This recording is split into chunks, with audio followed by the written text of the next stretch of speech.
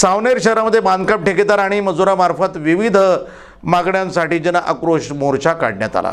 शासनाद्वारे मंजूर घरकुल लाभार्थ्यांना तात्काळ रेती उपलब्ध करून देणे, मागील 2 वर्षांपासून रखडलेला रेती पुरवठा पूर्ववत सुरू करावा, सावनेर तालुक्यातून वाहत असलेल्या कन्हान नदीच्या घाटांचे लिलाव तात्काळ सुरू करावेत, महाराष्ट्र शासनाने सुरू केलेल्या ऑनलाईन डेपो तात्काळ सुरू करून रेती उपलब्ध करून देण्यात यावी, घर आणि इतर बांधकामासाठी अर्जदाराच्या मागणीनुसार किमान 3 दिवसात रेती उपलब्ध करून द्यावी, सावनेर तालुक्यातील सीमेलगत असलेल्या छिंदवाडा मध्य प्रदेश घाटावरील रेतीचे तालुक्यात 0 रॉयल्टीवर परिवहनाची परवानगी देण्यात यावी, अशा मागण्या करण्यात आल्या असून यात हजारो संख्येने सावनेर तालुक्यातील बांधकाम ठेकेदार, मजूर आणि घरमालक उपस्थित होते।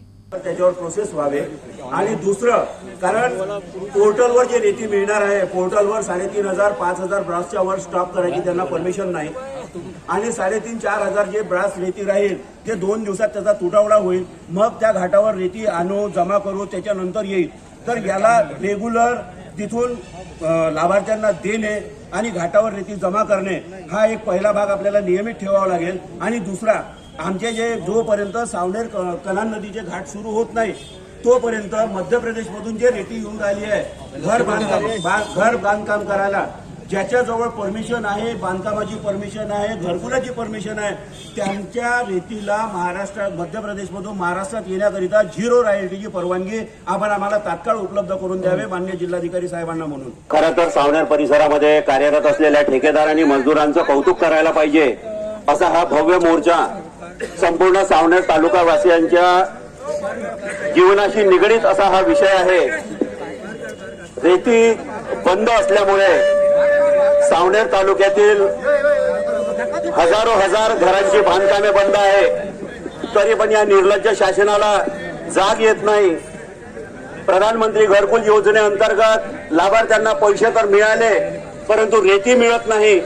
त्यांच्या घराचे बांधकाम तसेच पडलेले आहे, ते उघड्यावर राहून राहिले, तरी या आपल्या सत्तेच्या खेळीमध्ये व्यस्त आहे, यांना शरम वाटत नाही। आपण या संघटनेतर्फे, मजदूर संघटनेतर्फे आज आपण तहसील ऑफिस, एचडीओ ऑफिस या कार्यालयात सगळ्यात ज्यांना ज्या कारणाने त्रास होत होता, अशा 2.5 वर्ष 2 वर्षापासून आपला त्रास कुठेतरी आपल्या मायबापांना सांगावा या इच्छेने आपण सगळे मजदूर बंधू आणि भगिनींनो या मोर्चात सामील झाले। आपल्या मनातली जे काही अडचण आहे ते कुठेतरी एचडीओ ऑफिस मध्ये आपण त्यांना आपल्याला सांगितलं पाहिजे। आमच्यावर जे भूकमारी आली आहे, या भूकमारीचा त्रास कसा होतो, या जनाक्रोश मोर्चातून आपल्याला, सरकारला आणि या प्रशासनाला हे दिसलेच असेल की ज्या जनतेने, या लोकांनी आपल्याला जो प्रतिसाद दिला आणि या तहसील प्रशासक कार्यालयावर सगळे आपण मोर्चात येऊन सहभागी झाले, त्याबद्दल मी प्रथम सगळ्यांचे आभार मानतो। आमच्या अशा मागण्या आहे की कित्येक दिवसात 2 वर्ष 2.5 वर्षापासून ज्या रेतीचा तुटवडा काही कारणास्तव राजकीय पक्षाने करून आणलेला आहे, त्याला कुठेतरी आमच्या गरीब मायबापांना आपण न्याय द्यावा आणि आम्हाला आमचे पोट भाकर हे नियमितपणे मिळावी, या कारणाने आम्ही आपल्या कार्यालयावर मोर्चा काढलेला आहे। आम्ही आमचे प्रतिनिधित्व, काही लोक आमच्या एचडीओ साहेबांना भेटून, तहसीलदार साहेबांना भेटून आम्ही आपल्या मागण्या त्यांच्यापर्यंत पोहोचवण्याच्या ह्या कार्य आज आम्ही आपल्या सगळ्या संघटनेतर्फे आज केलेलं आहे। असं आहे, आमच्या अगदी सावनेर या बाजूने 8 किलोमीटरवर नद्या आहे, मोठाले घाट आहे, सगळं असून सुद्धा जे भाकर पोळी असून आमच्या घरासमोर, आमच्या काय म्हणतात ताटात असून सुद्धा आम्हाला ते भेटत नाही।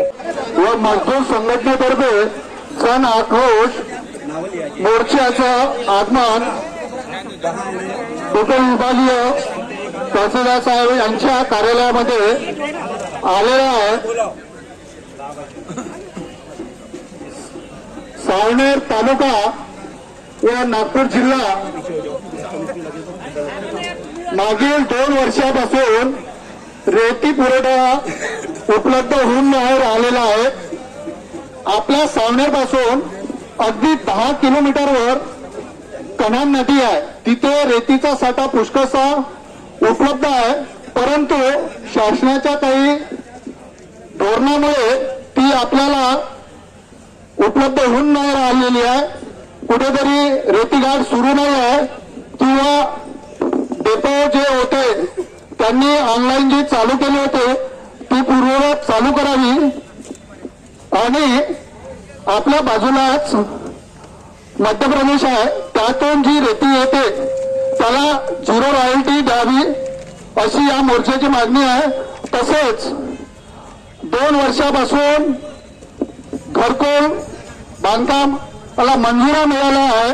लोकांनी आपले घर पूर्ण केलेले आहे परंतु रेती नसल्यामुळे त्यांना कुठेतरी खुल्या घरात किंवा किरायाने राहावं लागून राहिलं. याचा भूदंड त्या घरकुल लोकांना पडून राहिलेला आहे. प्रतिनिधी मंगेश उराडे, NTV न्यूज मराठी, नागपूर.